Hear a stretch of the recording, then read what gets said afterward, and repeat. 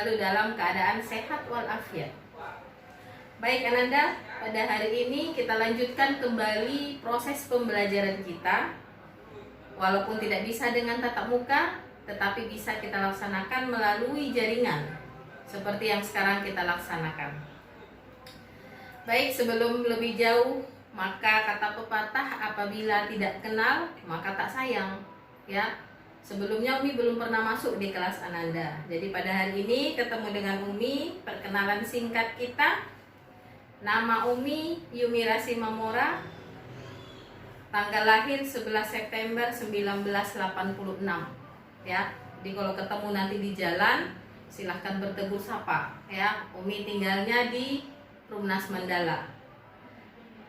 Baik Ananda sekalian, selama lebih kurang 1 tahun ke depan kita akan bersama melaksanakan proses pembelajaran, khususnya pelajaran matematika, ya. Maka pada hari ini perkenalan tadi sudah kita mulai, maka kita akan belajar tentang pembelajaran matematika. Tetapi sebelumnya Umi ucapkan dulu selamat kepada Ananda karena sudah berada di kelas 12, ya, khususnya 12 IPA. Maka ini sebuah tantangan baru untuk menuju masa dewasa Ananda. Tinggal 1 tahun lagi proses pendidikan di madrasah ini, ya. Maka mari terus meningkatkan potensi dan kreativitas dalam proses pembelajaran sehingga nanti pendidikan lanjutan lainnya bisa Ananda selesaikan dengan baik. Nah, baik, maka sekarang kita masuk ke materi kita. Di sini sudah Umi buatkan, yaitu limit fungsi trigonometri, ya. Nah, materi ini sebelumnya sudah pernah Ananda dapat pada waktu kelas 11 aliyah, ya. Nah, ini materi prasyarat, makanya di kelas 12 ini ada namanya matematika peminatan, ya. Maka lebih detail nanti kita bahas kembali, khususnya tentang yang berhubungan dengan trigonometri, ya. Nah, maka pembahasan kita pada hari ini adalah limit fungsi trigonometri. Pada dasarnya, limit fungsi trigonometri ini sama dengan limit fungsi aljabar, ya. Maka kadang-kadang ketika Ananda belajar itu kalau sudah dihadapkan dengan trigonometri sedikit agak susah, ya. Tetapi pada prinsipnya dia tidak ada yang susah, semuanya serba gampang, ya.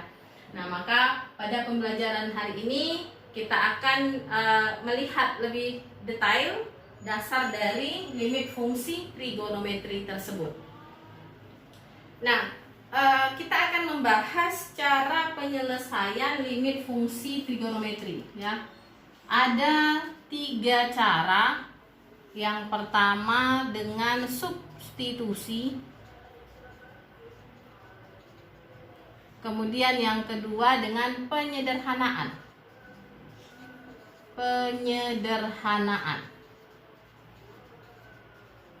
Kemudian yang ketiga dengan rumus limit.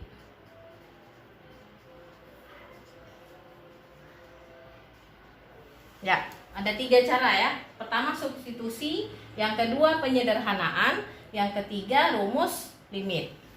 Nah, secara umum fungsi dari limit itu sendiri adalah apabila ada limit X mendekati A dengan fungsi fx, ya, ini fungsinya limit X mendekati A atau X menuju A dengan fungsi fx.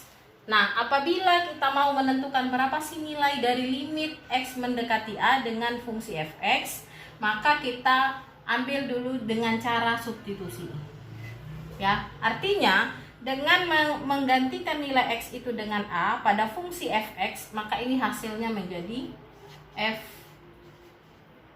A, ya.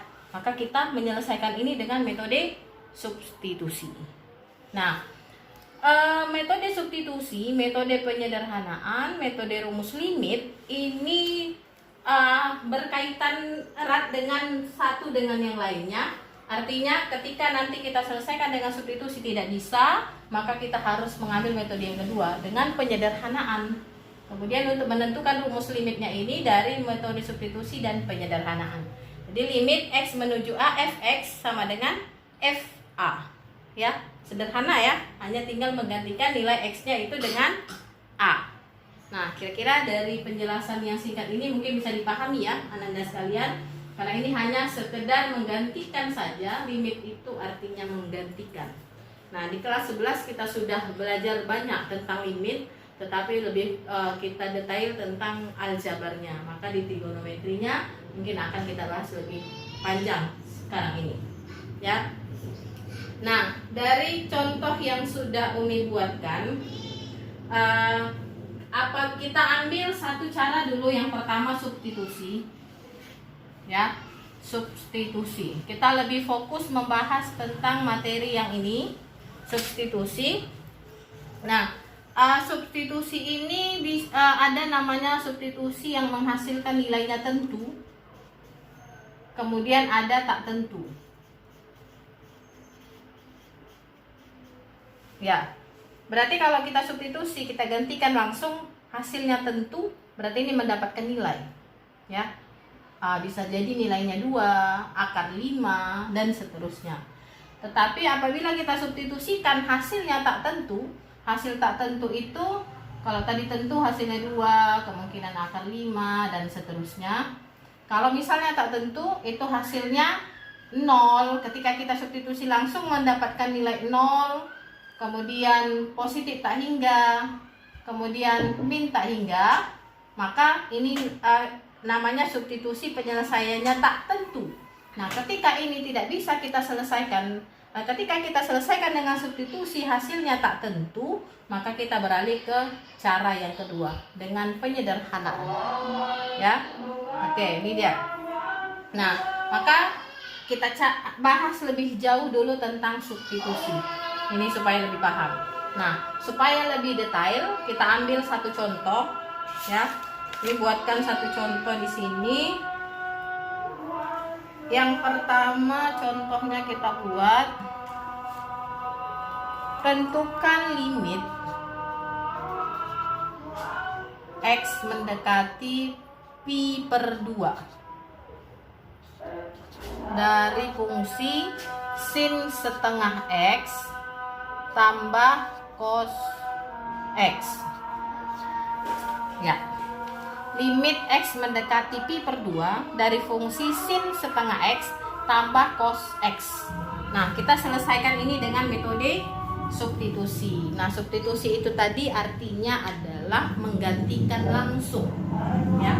Maka apa yang digantikan sesuai dengan pola dari fungsinya tadi, limit fx mendekati x-nya mendekati a, maka gantikan nilai x-nya itu dengan a, ya, maka menjadi fa. Maka pada soal ini limit x mendekati pi per 2 fungsi sin setengah x tambah cos x, maka x-nya yang ini kita gantikan dengan pi per 2. Maka penyelesaian jawab, kita tuliskan kembali fungsinya ini dengan menggantikan nilai x-nya ini dengan pi per 2. Nah, sebelum kita selesaikan ini, Ananda masih ingat ya, nilai pi per 2, nilai pi pada trigonometri itu adalah 180 derajat, ya. Oke, sekarang kita coba selesaikan. Sinus setengah X tambah cos X, ya. Tadi saya bilang kita selesaikan dengan metode substitusi, ya. Substitusi. Oke. Nah, sekarang kita gantikan nilai X-nya dengan pi per 2. Berarti sinus setengah X-nya ganti dengan pi per 2. Berarti ini kita ganti pi per 2 ditambah cos X-nya ganti dengan pi per 2. Oke, sekarang kita sederhanakan. Sinus setengah kali pi per 2, berarti ini sama dengan pi per 4 tambah cos pi per 2. Nah, tadi sudah kita jelaskan kembali, nilai pi pada trigonometri itu adalah 180 derajat. Berarti sinus pi, sinus 180 derajat per 4, itu nilainya adalah sinus 45 derajat. Ya, 180 bagi 4, 45 derajat. Ditambah kosinus Pi per 2. Pi itu nilainya 180 bagi 2, 90 derajat. Maka sinus 45 itu sama dengan setengah akar 2 ditambah kosinus 90 derajat itu adalah 0. Maka setengah akar 2 ditambah 0 adalah setengah akar 2. Oke, baik Ananda, kira-kira dari penjelasan singkat ini bisa nggak dipahami? Kami berharap bisa, karena ini hanya metode yang sederhana saja. Maka dari pembelajaran yang sudah kita bahas ini, kami berharap Ananda bisa memahami kembali apa saja sih sudut-sudut istimewa di dalam fungsi trigonometri. Ya, di dalam sudut mulai dari 0 derajat, 15 derajat, kemudian 45 derajat, 0 derajat, 30 derajat, 45 derajat sampai 360 derajat. Ya, maka Ananda dari satu contoh ini, mungkin ini dulu pembahasan kita. Bisa kita ambil satu contoh lagi mungkin, tetapi kita cobakan dulu ya. Contoh yang kedua, limit X menuju pi per 4 dari fungsi cos X tambah sin X per tan X. Ya, tidak jauh beda dengan ini ya.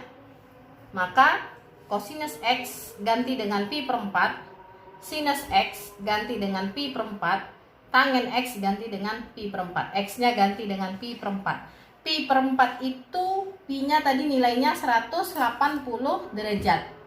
Berarti kalau cos X, maka cos X ini berarti cosinus pi per 4 ya. Cosinus pi per 4 berarti cosinus berapa nih? Pi nya 180 bagi 4 itu berarti cos 45 derajat. Tambah sinus X, X nya ganti dengan pi per 4, pi nya 180 bagi 4 ya, berarti sama sudutnya, sin 45 derajat per tangen X sama juga pi per 4 tangen 45 derajat ya. Ini dia. Maka hasilnya kita tinggal hasilkan. Tadi cosinus 45 derajat adalah setengah akar 2 tambah sin 45 derajat adalah setengah akar 2 per tangen 45 derajat adalah 1 ya. Maka per 1 berapapun hasilnya tetap yang di atas. Setengah akar 2 tambah setengah akar 2. Nah, ini bagaimana caranya? Jangan lupa nih anak, operasi penjumlahan bentuk akar ya. Maka ini sama-sama akar 2, berarti boleh dijumlahkan. Maka tinggal setengah tambah setengah. Setengah tambah setengah itu sama dengan 1. Maka ini hasilnya sama dengan akar 2. Oke, baik. Mungkin dari dua contoh ini, kami berharap Ananda bisa pahami. Kesimpulan dari yang kita ambil, masih ada dua pembahasan lagi ya.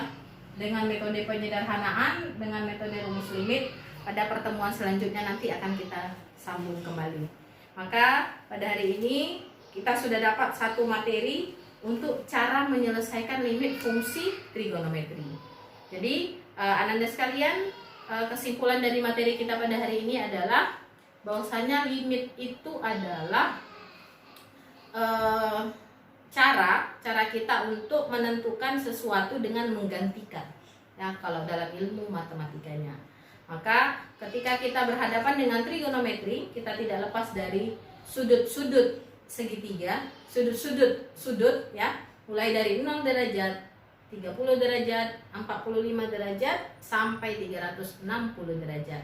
Maka Ananda semuanya Umi ingatkan kembali supaya bisa memahami konsep ini kembali. Maka nanti pada penugasan selanjutnya ini akan kita berikan tugas supaya Ananda lebih paham dan lebih mengenal bahwasanya di limit fungsi trigonometri itu harus berkaitan dengan unsur-unsur dari trigonometri itu sendiri. Maka demikian pembelajaran kita pada hari ini. Mudah-mudahan pada hari ini Ananda bisa mendapatkan materi walaupun sedikit, hanya penjelasan singkat seperti ini. Kita lanjutkan nanti dengan penugasan kembali. Maka Umi akhiri dengan mengucapkan Assalamualaikum warahmatullahi wabarakatuh.